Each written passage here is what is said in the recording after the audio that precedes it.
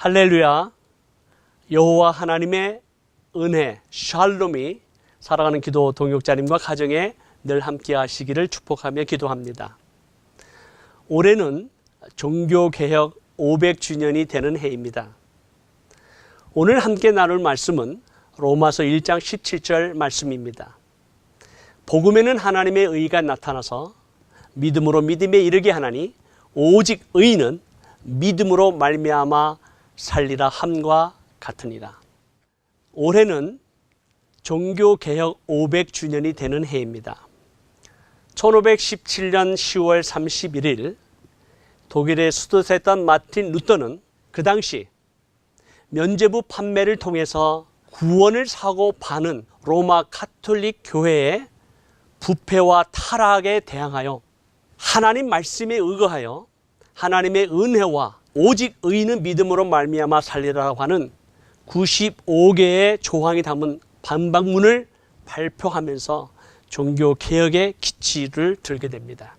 그 당시에 개인주의의 사고방식이 발달하고 그리고 이성과 인간의 인문주의, 봉건적 농업경제에서 상업경제로 옮겨져 가는 발달의 과정, 동양과 서양이 활발하게 교류하고 그리고 거대한 부와 권력을 갖고 있었던 로마 교황청과 교회를 대항하는 시민의식의 발달로 인해서 다양한 개혁의 움직임이 일어나고 있었던 시대였습니다.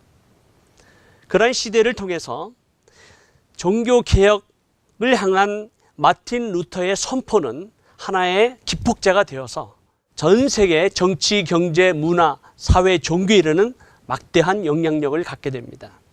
독일의 마틴 루터뿐만 아니라 스위스의 즈빙글리와 켈빙 그리고 여러 나라 민족의 많은 개혁자들을 통해서 놀라운 개혁운동이 일어나는데 이 개혁운동의 핵심은 오직 예수, 오직 성경, 오직 은혜, 오직 믿음이라고 하는 것으로 지배할 수 있습니다.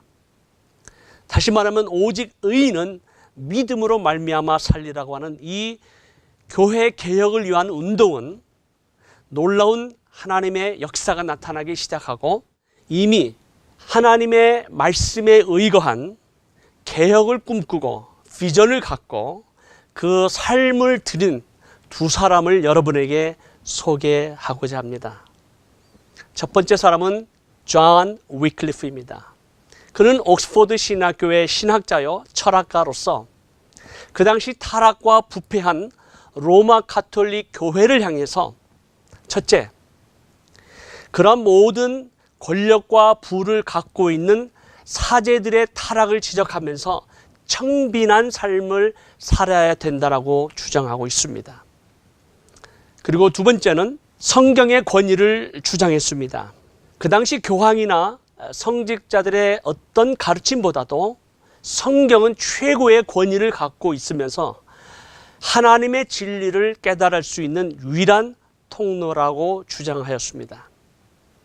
그리고 세 번째는 이 하나님의 말씀을 성직자들만 가질 것이 아니라 일반 사람들도 함께 공유하고 하나님의 말씀을 배우고 읽고 그리고 그 말씀대로 순종해야 된다라고 하는 것을 실천하기 위해서 그 당시 라틴 성경을 영어 성경으로 번역하는 놀라운 사역을 감당하게 됩니다. 이러한 존 위클리프의 영향으로 지금 오늘날의 체코 리퍼블릭의 프라하를 중심으로 해서 존 후스를 중심으로 한 또 다른 개혁의 운동이 일어나기 시작합니다. 존 후스는 베들레헴 교회를 중심으로 공개적인 설교를 통해서 부와 사치를 갖고 있는 로마 가톨릭의 모든 그러한 타락은 사악함과 불신앙의 상징이기 때문에 교회가 재산을 소유할 것이 아니라 교회는 그 재산을 가난한 자에게 나누어 줘야 될 것을 설교하기 시작합니다. 그리고 오직 의인은 믿음으로 말미암아 살리라고 하는 이신칭의의 진리를 선포하기 시작하고 그리고 더 나아가 성만찬은 성직자들에게만 제한된 것이 아니라 하나님의 은혜를 입고 예수 그리스도를 고백하는 모든 성도들은 거룩한 성만찬에 함께 참여해야 한다라고 하는 것을 주장합니다.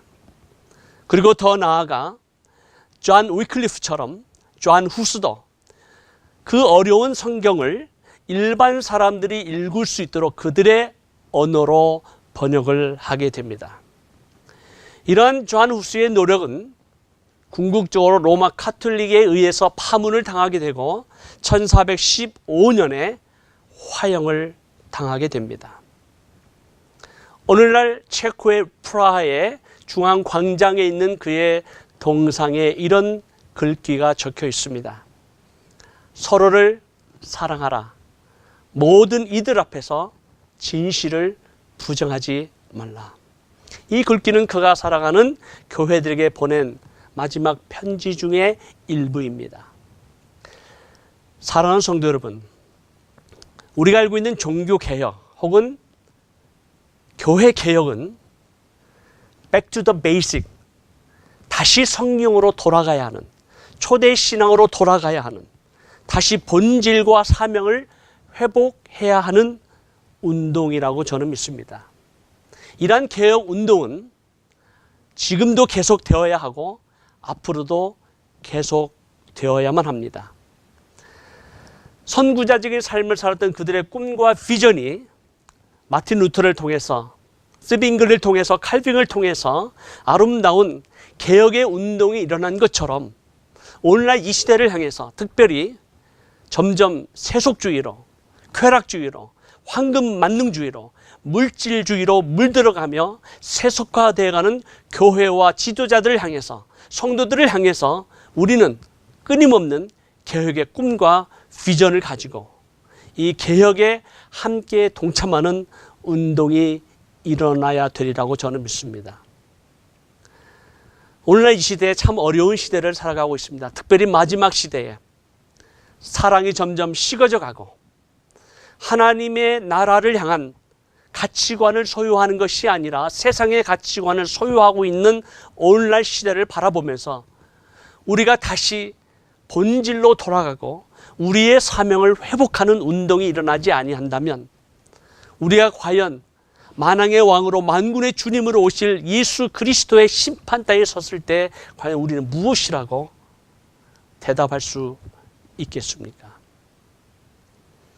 특별히 이 시대를 바라보면서 우리는 선교 운동의 본질, 선교가 어떻게 회복이 되고 그리고 선교가 어떻게 참여해야 되는지에 대한 끊임없는 개혁이 우리 가운데 있어야 된다고 저는 믿습니다.